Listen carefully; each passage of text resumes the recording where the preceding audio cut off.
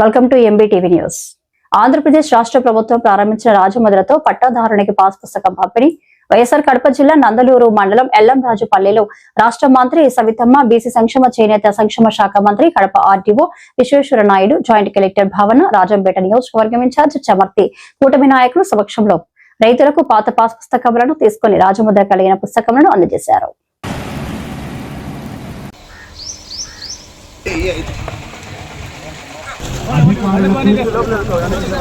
రాజకీయ ప్రముఖులకు జరుపుతున్నటువంటి మీ భూమి మీ హక్కు కార్యక్రమానికి కాసింత దీపం సర్వతమోపహం దీపేన సాధ్యతే సర్వం సంధ్య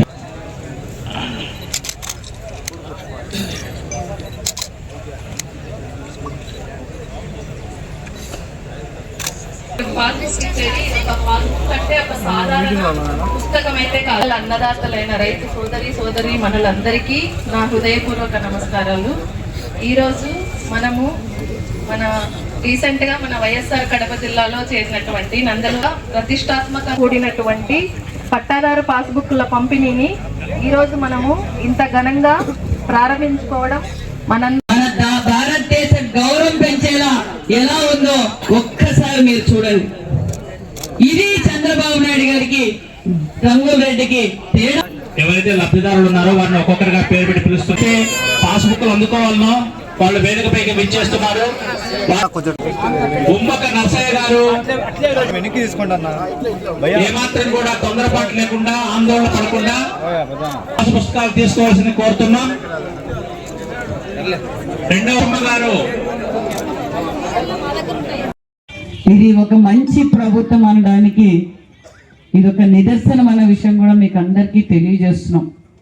ఎందుకంటే తాతల ముత్తాతల కాలం నుంచి, బ్రిటిష్ కాలంలో నుంచి మన ఆస్తి మన హక్కుగా భావించి తినక తాగక మన పిల్లలకు ఉండాలని చెప్పి మన పెద్దలందరూ మనకు ఆస్తులు అందజేస్తారు. మరి గతంలో ఎన్నో ప్రభుత్వాలు మారాయి. ఎప్పుడే కానీ ఫోటోలు పిచ్చి ఎవరికి లేదు, రంగులు పిచ్చి ఎవరికి లేదు. మరి సర్వే రాళ్ళ మీద కూడా, ప్రజల సొమ్ముతో సర్వే రాళ్ళ మీద కూడా తన ఫోటో వేసుకోవడం, రంగులు పిచ్చి, పేర్లు పిచ్చి పెట్టుకోవడం, మరి తాతల ముత్తాతల కాలం నుంచి వచ్చిన మన ఆస్తుల పైన, పట్టా పాస్బుక్ల పైన ఈ విధంగా రంగుల రెడ్డి, మరి ఫోటోలు పిచ్చుల రెడ్డి ఈ విధంగా మరి ప్రింట్ కొట్టించుకున్నారు. ఇంతేగాక మరి జగన్ భూచట్టం, ల్యాండ్ టైటిలింగ్ అని ఒక చట్టం తీసుకొచ్చారు. ఆ చట్టంలో ఏదైనా భూమి సమస్య ఏదన్నా వస్తే మనం మామూలుగా పోతే సబ్ కలెక్టర్ దగ్గరకో, కలెక్టర్ దగ్గరకో, ఎంఆర్ఓ దగ్గరకు పోతే మా భూమి ఏం పరిస్థితి, ఎలా మారింది 1B, మా సర్వే వాళ్ళు మరి ఆ పక్క వాళ్ళకి 10% పెరిగింది, ఈ పక్క వాళ్ళకి 10% తగ్గిందని వెళ్తాం. లేదా ఏదైనా తప్పితం జరిగితే, లేదంటే కోర్టుకి వెళ్తాం. కానీ కోర్టుకు కూడా వెళ్ళకూడదు. జగన్ భూచట్టం గురించి మనం అందరం చెప్పాం.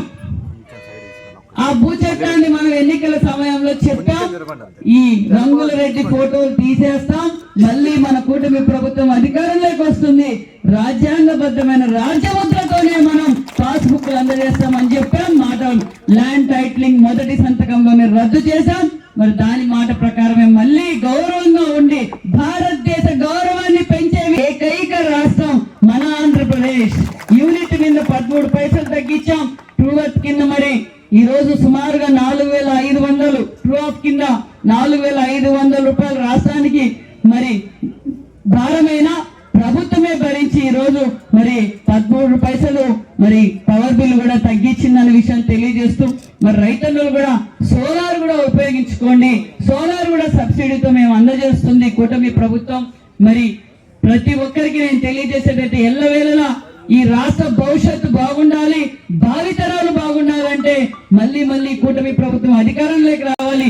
మీరందరూ కూడా కూటమి ప్రభుత్వానికి ఎల్లవేళలా సపోర్ట్ గా ఉండాలని కూడా కోరుకుంటున్నాం. ఎందుకంటే జగన్మోహన్ రెడ్డి గారు పోలీసులనేమో బట్టలు ఉడి తీసుకొడతానంటాడు, అధికారులు రెవెన్యూ అధికారులు మిగతా అధికారులు సముద్రంలో దాక్కున్నా వచ్చి వాళ్ళకి నేను శిక్షిస్తానంటాడు. కాంట్రాక్టర్లు ఏమో వస్తే నేను టెండర్లు చేయలేను, వర్కులు చేయలేను అంటాడు.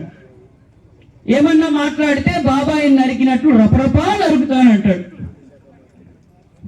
నేను చెప్పేది ఒకటే, జగన్మోహన్ రెడ్డి గారు, మేము క్లారిటీగా ఉన్నాం. ప్రజలు ఏ నమ్మకంతో అయితే మాకు ఓటేశారో ఆ నమ్మకాన్ని మేము నిలబెట్టుకుంటున్నాం.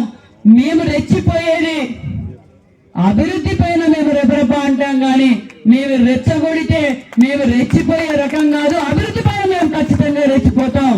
నువ్వు చెప్పకపోయినా నువ్వు ఎన్ని బెదిరించినా నీ చాటాకు చెప్పట్లకు మేము ఎవరు భయపడే ప్రసక్తి లేదు. కూటమి ప్రభుత్వం నరేంద్ర మోడీ గారి ఆశీర్వాదంతో మరి మన ముఖ్యమంత్రి, మన డిప్యూటీ సీఎం గారి ఆధ్వర్యంలో ఈ రాష్ట్రాన్ని అభివృద్ధిలో పరుగులు పెట్టిస్తామన్న విషయం కూడా మీకు తెలియజేస్తూ నిజంగానే చాలా సంతోషంగా ఉంది.